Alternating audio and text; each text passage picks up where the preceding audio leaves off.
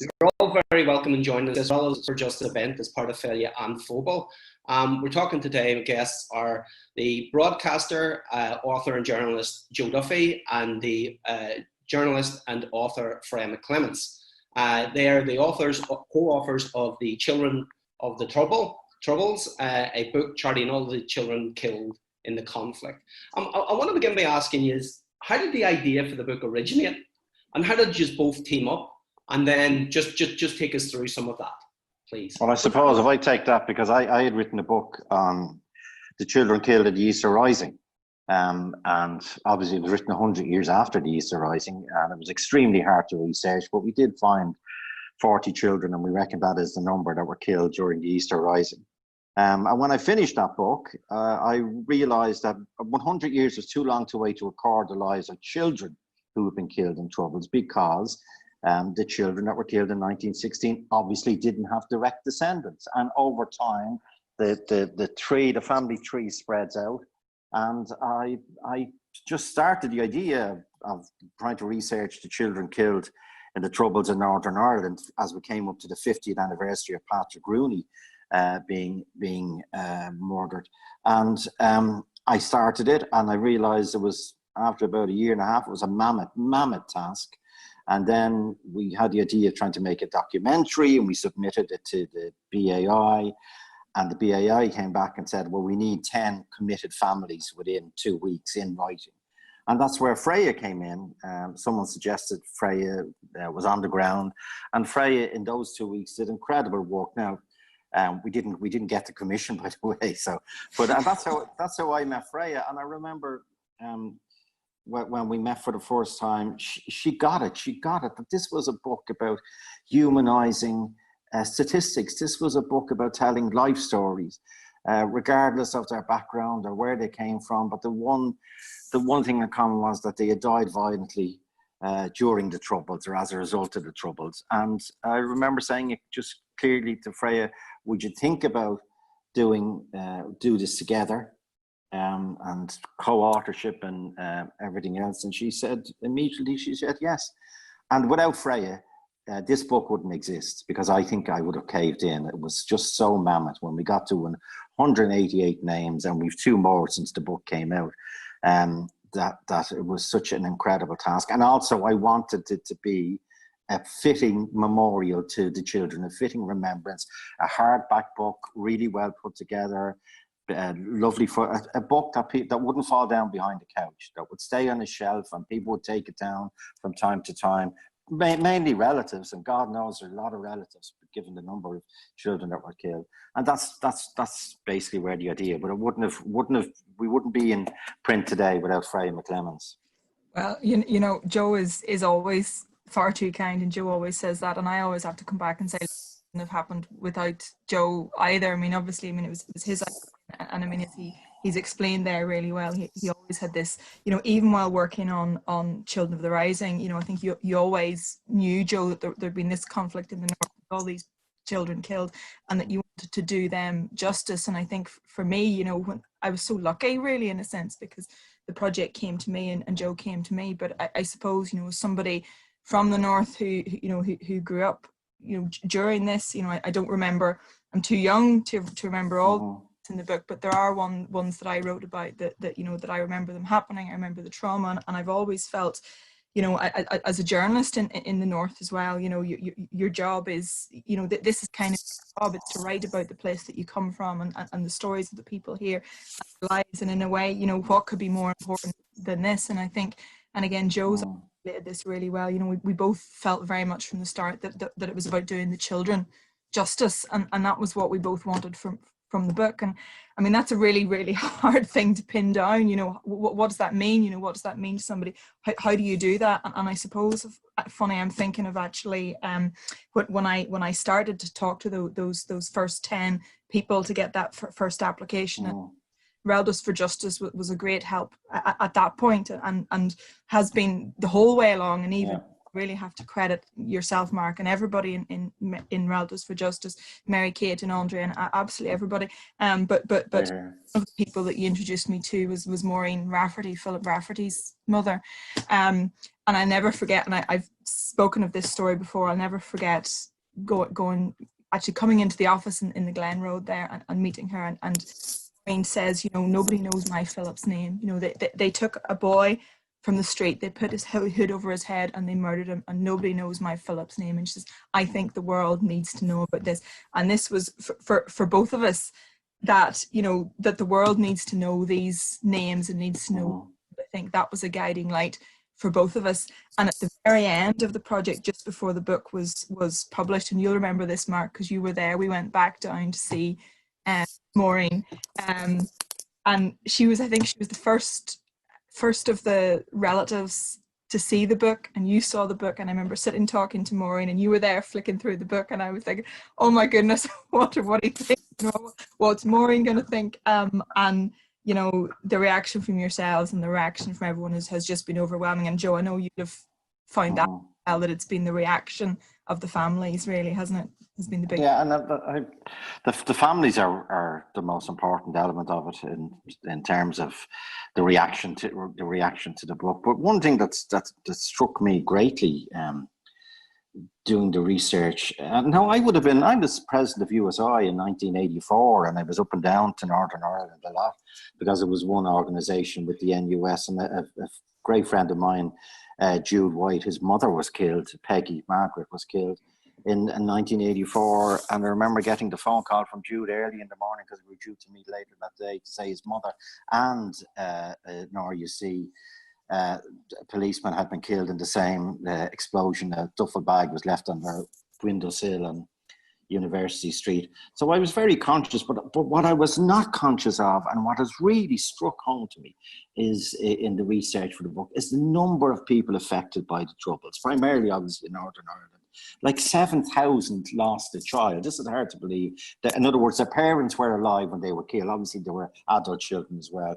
14,000 grandparents lost a grandchild. 3,000 people lost a spouse. 15,000 lost a sibling.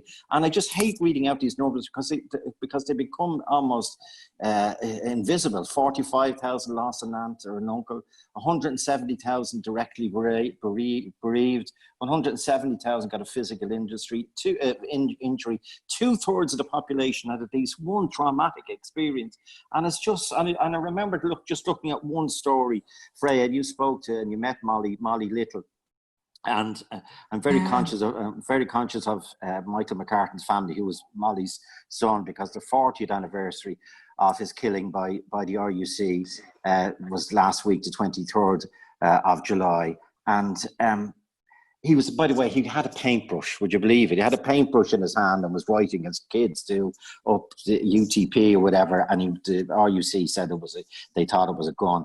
But just to take Molly's story briefly, right? Her son was killed by the RUC in 1980. Molly's brother, Willie McAteer, a father of 6, shot dead by the UVF in the same area 6 months previously. Their mother, by the way, had been knocked down and killed 2 years ago on nearby University Street, which is where Peggy White's house was blown up. She was killed in a car accident. Molly's nephews, James McCartan and his brother Gary, were both murdered by loyalists.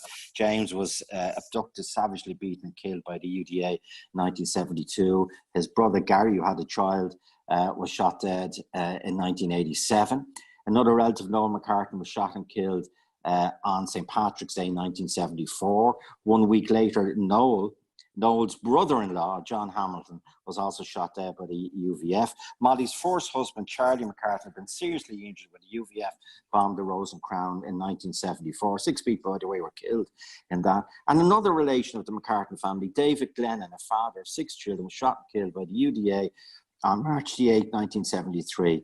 And 4 years previously, his son, John David Glennon, was one of the 4 children who disappeared without trace in the Belfast area between September 20th, 69 and January the 8th, 1970. And no trace, as we know, and I know Lyra was working at this, no trace has ever been found of Jonathan Avon, David Leckie, Ronald Kirk, who went missing. So it's just the spread of that's just one family, and to look at what's happened in their lives. So the trauma is still massive, still deep, still hurting. And one of the reasons of the book, and you have it there on the shelf behind you, Freya, is to try and ask people to look at these life stories, not death stories, to look at the life stories of these children and the effect that their death had on so many people. It's the ripples, isn't it? And it's a quote, actually, and you'll be familiar with this quote, Mark, and I'm sure a lot of people listening will be. It's the idea of the bullets traveling in time, and we have it on the back of the book, and it's Jack Kennedy, who's the father of James Kennedy. He was 15-year-old. He was one of the victims of the Sean Graham's bookies on the Ormeau Road. And he talked about how the bullets didn't just travel in distance, they traveled in time, and some of those bullets never stopped traveling. And the idea of, the bullets that keep on going and keep on doing the damage and the harm, or the ripples that keep on traveling and traveling out, and I mean, there were times, I think, that Joe and I, we sort of thought about it, and times actually that it really affected us. I mean, what kind of book a book can't do anything, but I think one of the things that came across to us was that there was something really powerful about the act of acknowledgement. I mean, even in the front of the book, we list the names. We list the names of all those 186 children. There are children in this book who've never, insofar as there is an official record of sort of those killed in the Troubles, which there isn't, but there are children listed here and remembered here who've never been officially recorded anywhere as victims of the Trouble, and that was so important for those families. So I suppose what I would hope, and I know Joe agree with this, is that in the years to come, that at least there's a solid record here. There's something. It's something that families can take out, and you're really mindful as well that we made a point of speaking to as many families as we could, to everybody that we possibly could in the time frame. And it's sad to say that a lot of the people, particularly parents, are elderly and they're not going to be here forever. And I'm actually thinking today, particularly of Patrick Rooney's mother, because obviously the day that we're recording this, it was just yesterday that there was the announcement by the PPS that they're not going to prosecute in Patrick's case and in the two others from around that time. And Patrick is the first child.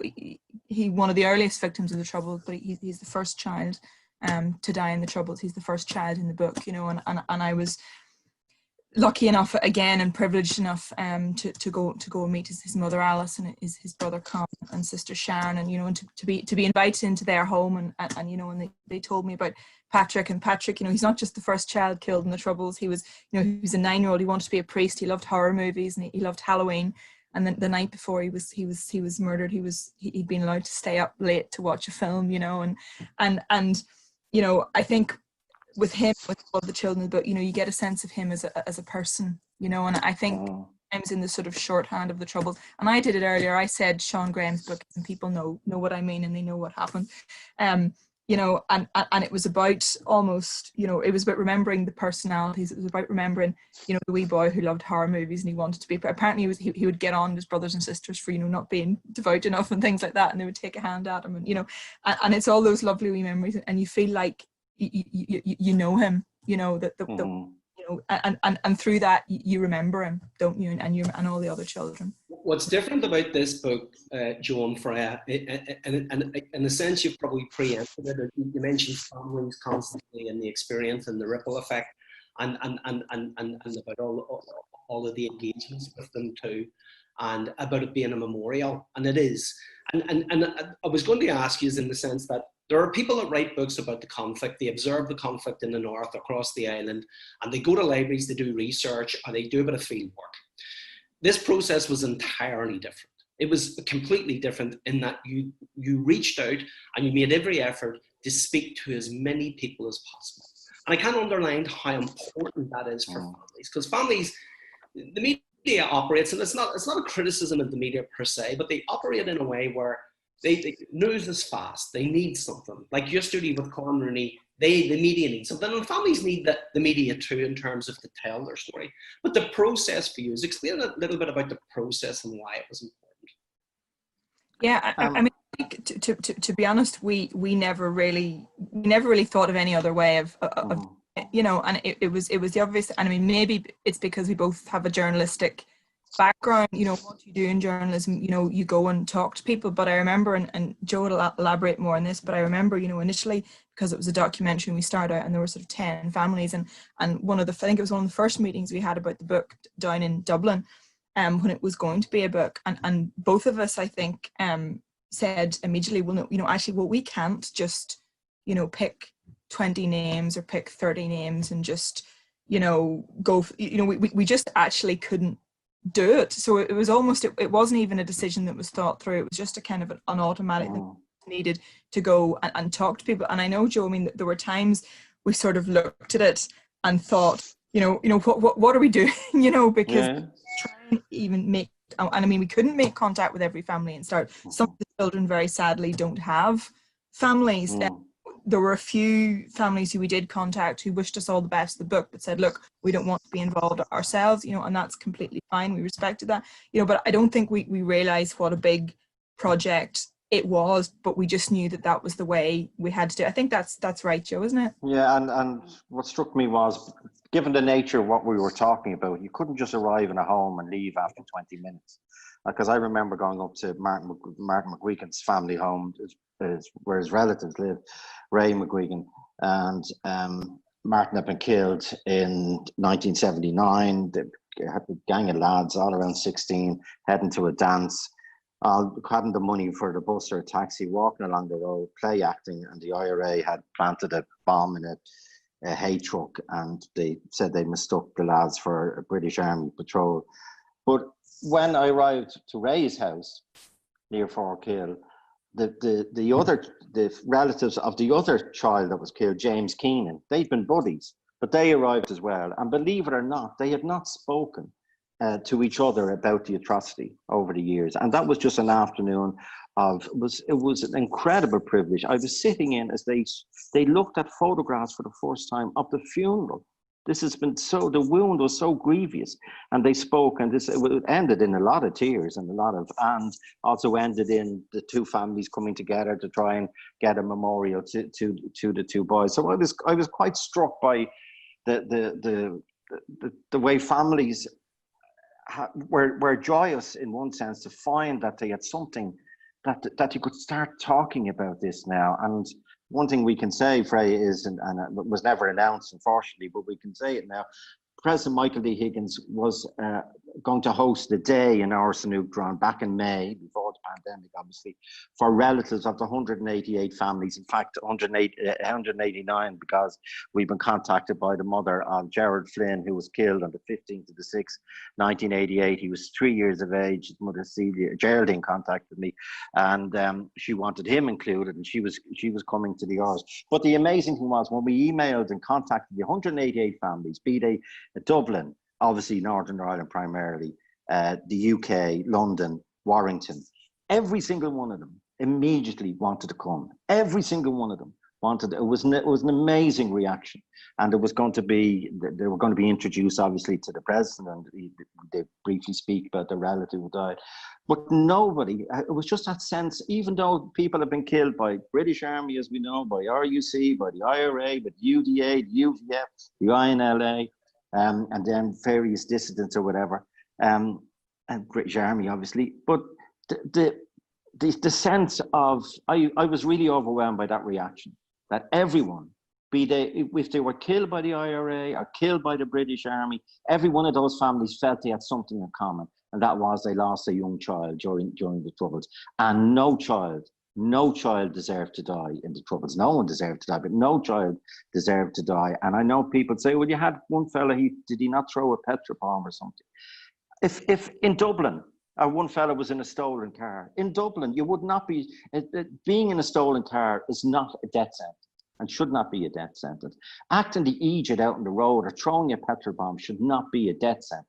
But that's what it was in Northern Ireland. But the reaction of the families, now hopefully, given time and the pandemic and social distancing, that event, well, the president has told us he wants to reschedule the event as soon as he can. But I think that would have been an enormous emotional experience for all the families to meet each other. And even we had that at the book launches in Dublin, Derry and Belfast, when families met each other, just their sense of quiet solidarity and quiet shared grieving was very, very moving.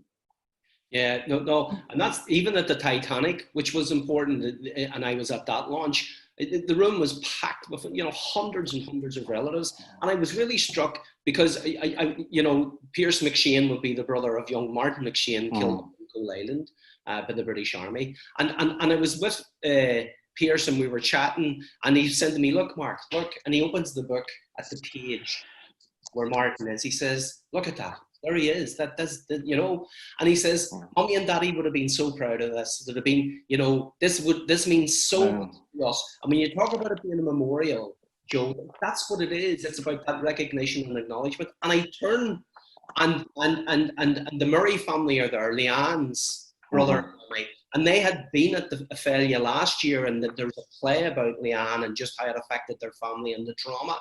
And he says, "It's great to see you again, and I was delighted to see you at the Féile to come to support us. It was a big risk for us to come over from the Shankill into St Mary's and the Falls Road. And here we are again here tonight. This is the way it should be. We're remembering together." And I was very struck by that. And this book, it has made connections with families and between families, and all of that's important in terms of the healing and recovery. And there's the ripple you talked, Joe, just the example of Molly. And I was speaking to the family last week because they did a little, Dermot, Michael's brother, did a little bit for the Irish News, just the community. It did a memorial with Father Murray recently, just to mark just the event. And you're talking about people, they still live there. Like Con Rooney was being interviewed yesterday on the media, and he says, "I'm still there in that room 51 years ago. I'm still there." And people will talk about, and you'll know this, and I want you to talk just a little bit about this and some of the examples in terms of, people will tell you, my brother and my sister was killed, and we lay in bed at night and listen to Mommy cry herself to sleep. And she died prematurely as a consequence. And we lost her. She was there, but she never came to terms with it. And we lost so much because of that. Well, you mentioned Martin McShane and his brother Pierce, who I interviewed in the Relatives for Justice offices. Thanks again. And Pierce was, again, very, very moving for me, and a privilege to hear the story. But like Pierce is, Martin McShane was killed by an undercover SAS unit in 1971. They were playing a game out in the GA pitch. He was the eldest of 7, 5 boys and 2 girls. But towards the end of the conversation with Pierce, he revealed to me that he's the only surviving McShane brother. His the youngest boy, Daniel, was only 10 months when Martin was killed. And he said his brothers never got over their loss. And Martin, Daniel and Anthony all died prematurely, by the way, and they're all buried together. So that's 3 brothers in one family, and nobody knows why anyone dies prematurely or what happens. But Pierce was adamant that is just one of the effects that the killing of my brother had on our family. Again, another example of the ripples and the bullets that never stop traveling. And it was something, I suppose, that we saw again and again, and actual, phrases would crop up again and again. People would say things like, "It destroyed my mammy," my father, people talked about, maybe parents taking to drink to cope, which was completely understandable. Their fear then about sort of trying to raise the siblings, and all the effects of, there was one family, and it struck me, just so struck with me. Their little sister was killed, and they were all just sent to bed as normal that night, and she was never spoken of again. But their whole family life was completely changed, and their father turned to alcohol to cope, and there were parents' marriages that broke down, and all of this is the ripples, and the thing that you see now as well is siblings often taking this up, and again, sort of mindful of the Rooneys in this. Neely, Patrick's father, who campaigned and fought his whole life, passed away before, now it's sort of passed on to another generation, and I suppose it's what we've been saying. It's about the ripples, at how that keep going. I think one of the things that really touched us as well was it's terrible in a way, but it was the gratitude of people. You know, you would go and speak to people and people would say things. I mean, I remember one wonderful lady, you know, stopping me at the front door and, you know, holding my hand and saying, thank you for listening. And I would always say, and Joe would say, look, well, you know, you shouldn't be thanking us, you know. You know, you've invited us into your homes, and you have shared, you know, memories and photographs and you know, welcomed us.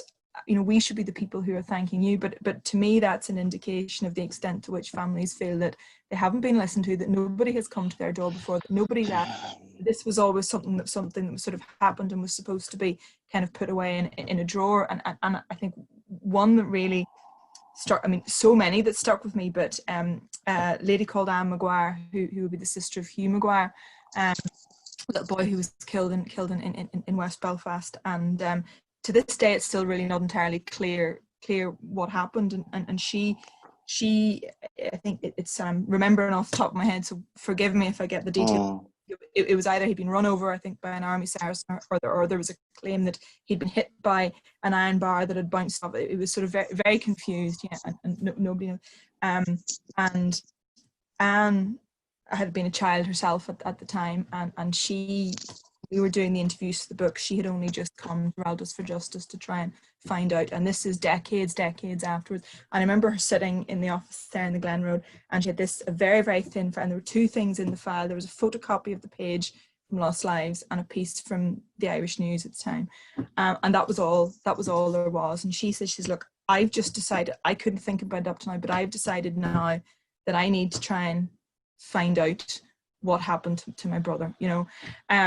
And there was something so powerful about just that folder and that sense of, you know, now's the time, I need to find out what happened. And we know all the issues with, you know, with passage of time and you know, everything that's and lack of investigation at the time and all of that, you know. But there's something, and this is something that I think we both came across time and time again, Joe, is just this need to know, you know, and the need to know what happened, and family, you know, different families want different things, and you know, people want justice, people want truth, people want both. Those mean different things to different people. But I think, you know, what's fundamental to everybody, I think it's about acknowledgement and it's about knowledge. It's about knowing what happened, and then once you have that, you can decide you take that forward. You know, how we do that, you know, I don't know, but I think that's the key thing for families, isn't it? Yeah, it's a very human thing, and I think when there aren't answers, people search. Because there has to be explanations, there has to be a form of accountability in some shape or form. Just in terms, books and themes around the North, and we've touched on some of the themes. I was just interested, did you have difficulties finding a publisher?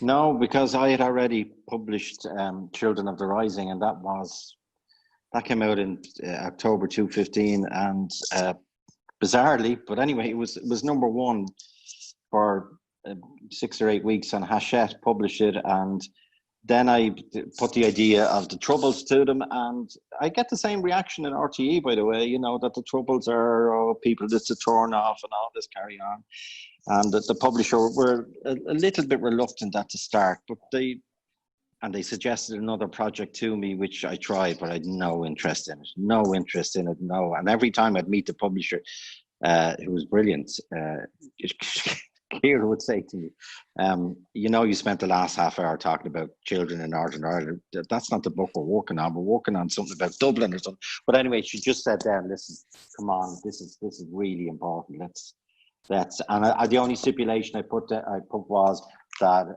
one, well, myself and Freya, but two, that it'd be a substantive piece of hardback, really respectfully illustrated, respectfully written, that every child that we could find got the same amount of space.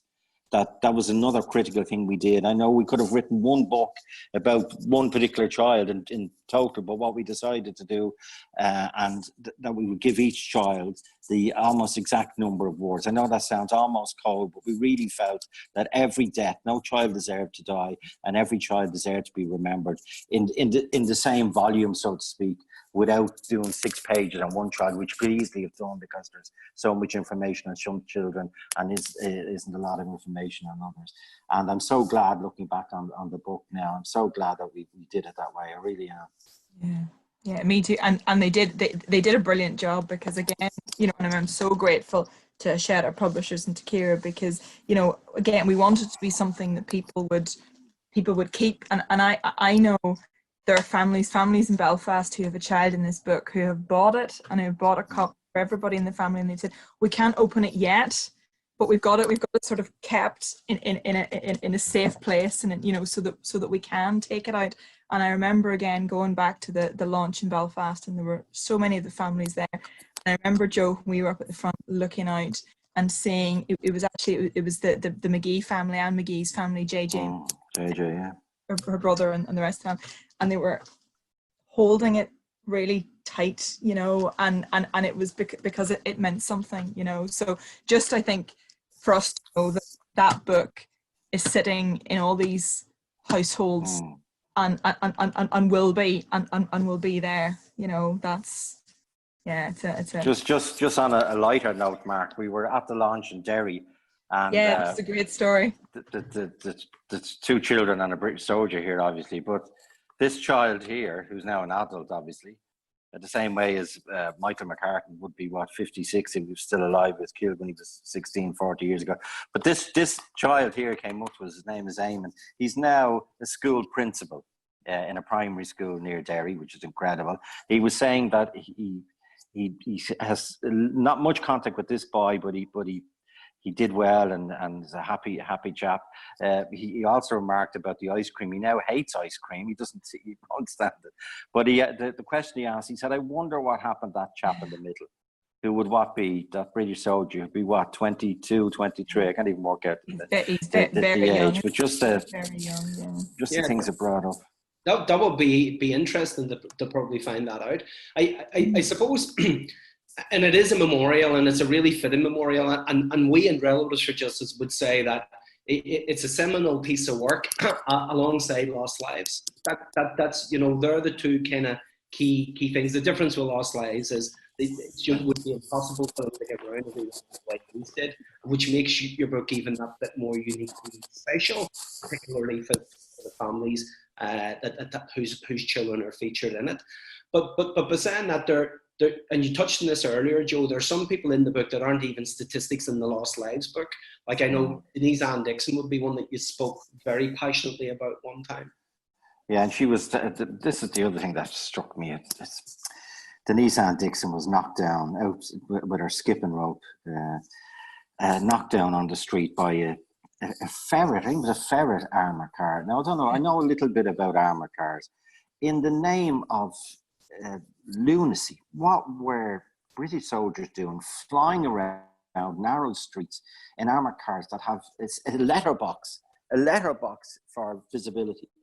And as I say, Denise, gorgeous, and the stories that May, her mother, was telling me. She came home that day, and one of the girls in her class had come in with a peanut butter sandwich, and peanut butter had arrived in Belfast because Marks and Spencer had just opened, and she was wondering what peanut butter tasted like. And her mother said, well, I'll run down and get you a jar of peanut butter for tomorrow's lunch. Of course, she never got to taste peanut butter because she was killed.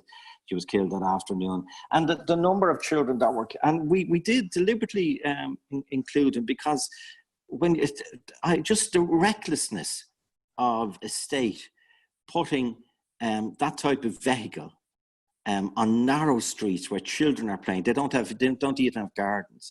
Was just, of all the mistakes, there's many mistakes. I know it'll just be counted as another mistake in the whole strategy. But Denise was knocked down. As I say, Gerard Flynn, his mother Geraldine, contacted us there about 6 months ago, who's not in the book. We reckon there's 2 children so far now that we haven't included in the book. She made a point. Her son Gerard was 3. He was out playing. I think Geraldine was pregnant with another child, but Geraldine blamed herself. She blamed herself, a wonderful, wonderful woman and a wonderful, wonderful child, but he was knocked down by a vehicle that shouldn't have, by a truck that shouldn't have been on that, by an armoured car that shouldn't have been on urban streets. But this is just, and by the way, Mark, to be mentioned in the same sentence as lost lives is really a humbling thing for you to say. It really is, because it's magisterial. It's so important. It's out of print. I hope it's digitized. It's really the people who worked on it. I know Seamus died last year, but David McKittrick, Brian Freeney, Chris Thornton, the other researchers, that was a monumental work, magisterial work. Really, probably the most important book written in the 20th century in Ireland, I believe. In terms of it's now out of print, and you'll be lucky to get a copy on Dundee or Amazon for a few £100. But a really important work. No, it is. It's crucial, and it's crucial even in our work, and in terms of even research and looking at things and going back contemporaneously. As two highly respected journalists, Joe, you're a national figure as a broadcaster. Freya, you work in a national institution, which is the Irish Times, and you'd be around and you'd be busy with all of these social and civic and news issues every day. Working on something like this is completely different. It leave a bond with you, with those together as co-authors, and also with the people that you've interviewed. And I can tell even in the passion and the care and the compassion that you express that has had such an impact on yourselves. Could you talk a little bit about that? Yeah. Well, Freya has become part of our family in one sense. My daughter's mad about her. And there's one awful moment I remember was the night that Laura McKee was shot, and there was on the news bulletins early that morning, and my daughter burst into our bedroom, Ellen, crying. She said, "A journalist has been shot in Derry. Will you ring and make sure? Will you ring and talk to Freya? Find out where's Freya? Where's Freya? Ring Freya." And that's the connection, and we talk on a regular basis. And Freya has since moved on to the Irish Times and is doing incredible work there, incredible. But we bonded, and we bonded with Freya's friends, Tony and Vincent, and they're a gorgeous couple. And Freya knows, and no, Freya used to come to this house here. I'm in Clontarf in Dublin for us to do joint research sessions. And I remember it was this table. I remember coming down to this table where Ellen and Freya and June, my wife, would be a yap. And I say, "Freya, we are down here to work. Come up into my office." And anyway, we all love her. We love her. We really do. No, it's been, and this, I mean, I've gained, a friend for life, not just in Joe, but in Joe's fabulous family who welcomed me in, with open arms. And I know, it's no exaggeration. I will have that for life, and I think, I've been so lucky to have been involved in this, and for both to have brought me on board and to have, allowed me to have been part of this. And I think, as a journalist, whether you're writing in print like me or, Joe obviously on Liveline, and it's a program that makes a huge difference to people's lives every day. But, this is something solid, I think, and it's something that will last. And in terms of those relationships and those friendships, there are family members and relatives, of children in this book, who sort of text me. Yeah. And you're still in contact with them as well, and there's a real, I think it's one of the things that I know that I've gained, and I know, Joe, that you would say the same, and I think it's I can't even sum it up. It's just it's a deeper understanding and a deeper connect, I suppose, because I think for me it's never just something that you wrote about, and to what I said about this is where I'm from, these are my people. My job as a journalist is to tell their stories, is to speak up for them, to be that voice, and this was sort of the ultimate outworking of this, and I'm just so privileged that I was able to do it, but also that I was able to do it with Joe. I couldn't have asked for. And the book itself, it won't bring justice to many families, unfortunately, the book in itself. But I just hope, and this is my wish, that the book has done the children justice in terms of remembering them correctly. Even I remember ringing the Houghton family. That was the M62 bombing. M62, yeah, the twins that were killed, two brothers that were killed. Yeah. And the first thing, and the parents were killed as well. The family was obliterated, and there was a number of families killed in different times in different parts of Trouble's Complete. But the first thing that the sister said to me, who would have been an aunt of the two boys, she said, "First of all, will you try and get the spelling of our name correctly? It's wrong everywhere." And this happened because obviously the names were released. The name Houghton can be spelled a number of ways. And that was the first thing she said. Can we begin by just getting their names correct? And that would get us some way along the road of trying to come to terms with what happened to children. But I just hope we did. As I say, it's 190 children, it's 190 lives, 190 families, friends, school buddies who remember them, and they'll never be forgotten.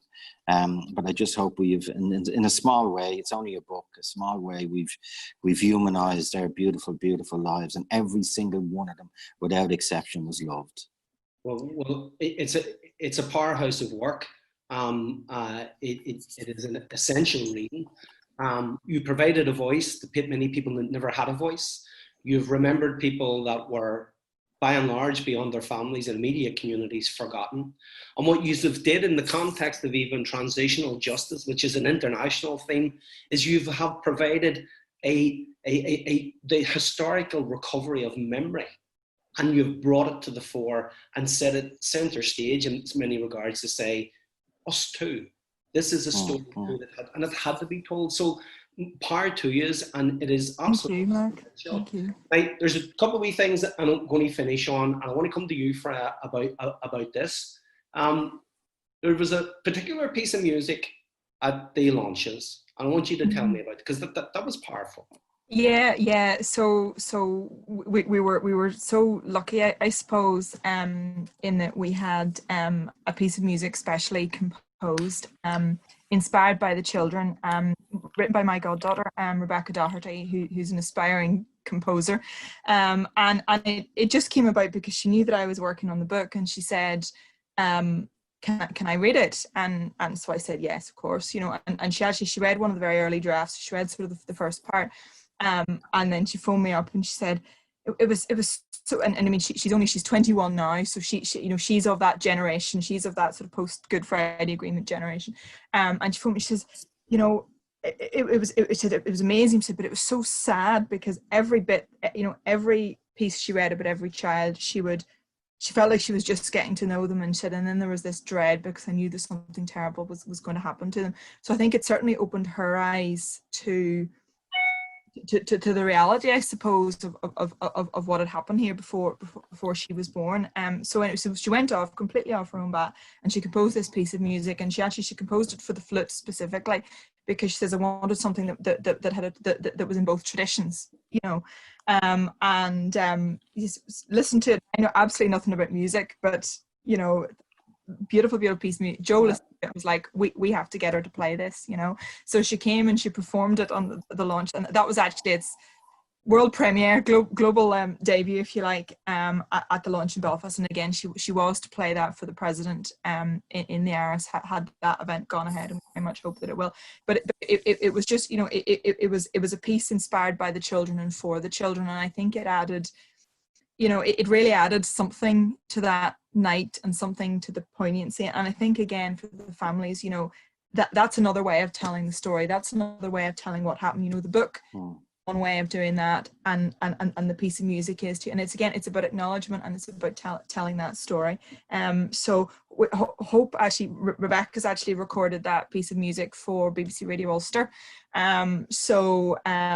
We hope that will be broadcast at some stage, but it's also going to be available via SoundCloud from her account. So I'll send you the link when that is, and we can maybe share that out if people would like to have a listen. Well, people certainly would love that.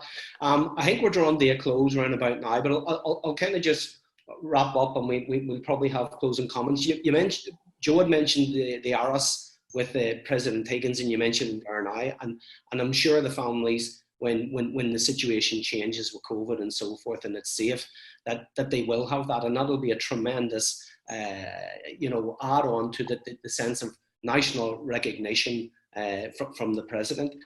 But I'd also talk to you because Irish America and the American involvement with Ireland, and given the diaspora and all of that, in terms of the peace process and the interest and everything that's going on, and looking at all of the issues, there's a huge audience there that have an interest in the book, and we've kind of informally chatted about that now, the situation with COVID as well. But we'd like to think that, which has happened with similar books, which aren't, as in my view, as anywhere closely as important to this book, that we've had receptions hosted by the ambassador in Washington, the Irish ambassador, and by the consulate in New York, where they have the great and the good come. And it would be important, and it would be my view that it would be equally as fitting that the two of you would be in those venues talking about this, and for that book to reach that audience as well. And the book can be got like in all good stores, as they say. So, maybe we'll just have some closing comments, but to bear that in mind, I would like that as an achievement for you and for the families, for that to happen as well. So,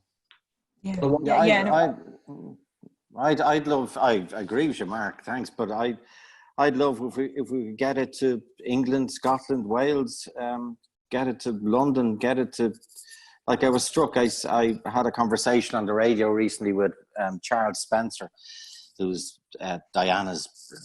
Princess Diana's brother. As you know, he's also a historian, and he mentioned that he knew about the book Children of the Troubles and my previous one. So I sent him a copy of Children of the Troubles, and he's written by history books about the Cromwell era. And Charles Spencer just said, he sent me a copy of his book, the Cromwell thing. And he said, isn't it amazing how Cromwell's actions are still resonating in Ireland? What, 200-300 years later? So I'd love to talk about this book and talk to an audience in England, Scotland, Wales, or whatever, to try and humanize what was happening, because it was people say it was distant from Dublin, but it was totally distant from England, Scotland, and Wales. And also, I think the reaction to the ARIS reception has set me thinking about, now it's down the road and obviously the world has changed, but is there room on International Children's Day, for example, which is a UN event? Is there room on an International Children's Day to have a memorial service for everybody in Belfast or Derry or whatever, some appropriate venue? And I was really buoyed up by the reaction of all the relatives to the ARIS. So that's two things. One, I'd love to talk about the book in London or Edinburgh or Cardiff or whatever. And two, I'd love to start thinking about a public remembrance of all the children. That would be I absolutely echo that. And just to finish with sort of hopefully one anecdote that will illustrate this, and I've talked about, how important we feel, that this is, that these stories are in the book, but I suppose the next step is to have that told and shared, and for people to be made aware of that in as big a forum as possible. And you were there, Mark, so you'll remember this, and it was in the green room of the Late Late Show just before the book was published, and I think he was still the Speaker of the House at the time, now retired, John Bercow, was also one of the guests, and we essentially ambushed him with the book. And we got a book. Our publisher Kira had like one spare in the boot of her car. We said, go and get it quick, and we sort of signed it. And I went over to him with just brass neck, and I said, look, by the way, this is who I am, and journalist of the Irish Times, co-author of this book, myself and Joe. And we gave him a book, and what we said was, well, look, we want you to take this back. And this was in the start of October, so it was when Brexit was on that real sort of knife edge, and we said, look, we want you to take this back to the House of Commons and share this with as many people as possible, and show them these stories and say, look, this is why there can't be a hard border in there, and this is why we can never go back. And he was really taken by it, and he said, he said that he would, and that was just one opportunity. We thought, right, we have to give this man this book. But I suppose what we would love to do now, and obviously COVID and everything has sort of come in between, and this is why we're so grateful to yourself and to and to the Féile for giving this opportunity to talk about the book, because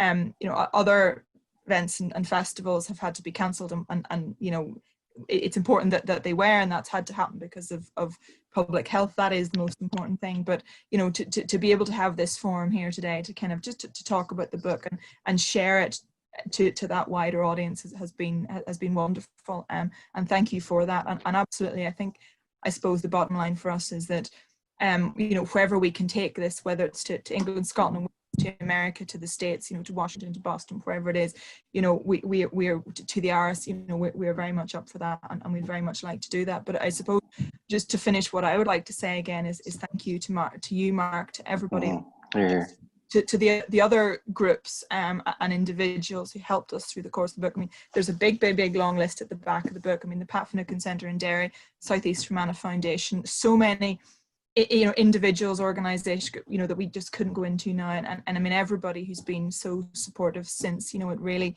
couldn't have happened without you, and above all, the families and the children, and it's to the children that the book is dedicated.